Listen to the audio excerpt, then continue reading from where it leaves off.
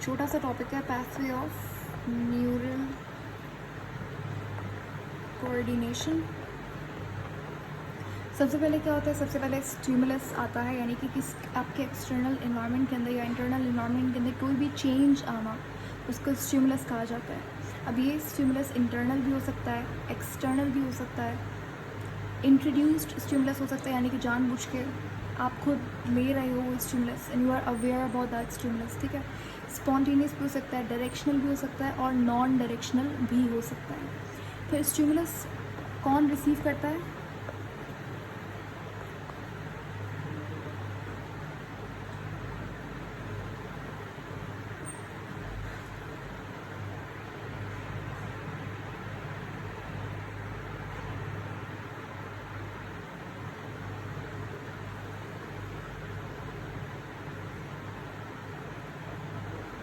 Stimulus receive कौन करता है यार? स्टिमुलस रिसेप्टर्स रिसीव करता है ना, ठीक है। ओके, अब जब रिसेप्टर ने मैंने आपको पढ़ाया था, ये मैंने आपको पास्ट एमसीक्यूज करवाए थे, तो वहाँ पे मैंने आपसे कहा था कि जैसे फॉर एग्जांपल प्रेशर, ये 2023 के एमडी का पेपर का सवाल है कि इंटरनल प्रेशर को रिसीव करने के लिए रिसेप्टर्स होते हैं, उनका नाम क्या था? और मैं आपको करवा चुकी हूँ।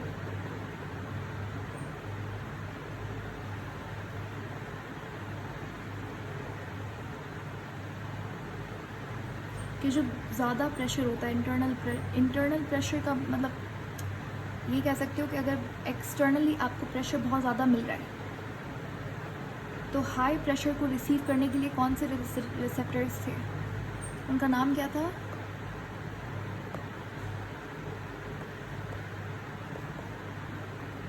Pessinger's receptors. Must check the spelling. I'm not sure कि spelling correct है या नहीं, लेकिन Pessinger's receptors.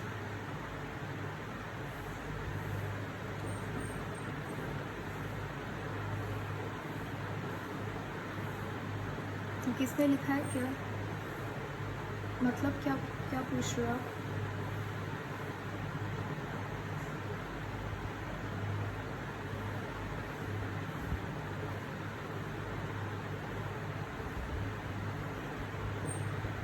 ठीक है, ओके, दिस इज पेसिनियन रिसेप्टर।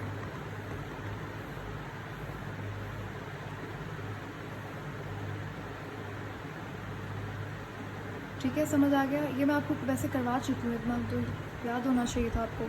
ठीक है, तो पेसिनियन रिसेप्टर्स हाई प्रेशर को रिसीव करते हैं, और इसके अलावा एक होता है हमारे पास वो रिसेप्टर्स जो कि लाइट प्रेशर, लाइट वाइब्रेशंस को रिसीव करते हैं, उनका नाम क्या था?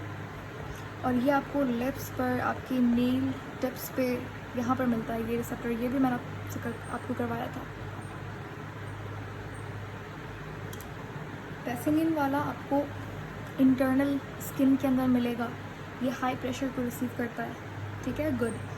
तो लेकिन लाइट प्रेशर को रिसीव करने वाला रिसेप्टर कौन सा था? मेसेनर्स कॉर्पसस, ठीक है।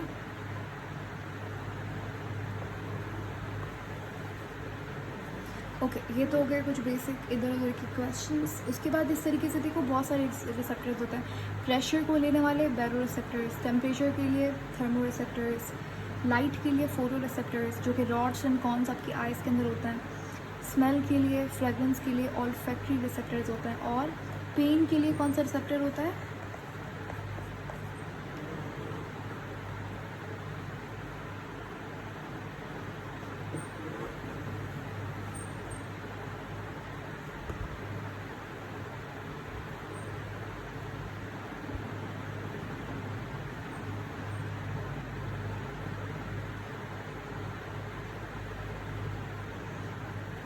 ठीक है, गुड। तो पेन के लिए हमारे पास होता है नोसिसेप्टर। नोसिसेप्टर पेन के लिए रिसेप्टर। अच्छा, रिसेप्टर के पास स्टिमुलस आ गया, फिर वो स्टिमुलस कौन लेकर जाता है? Sensory neurons. सेंसरी न्यूरॉन्स का दूसरा नाम क्या है? Efferent neuron.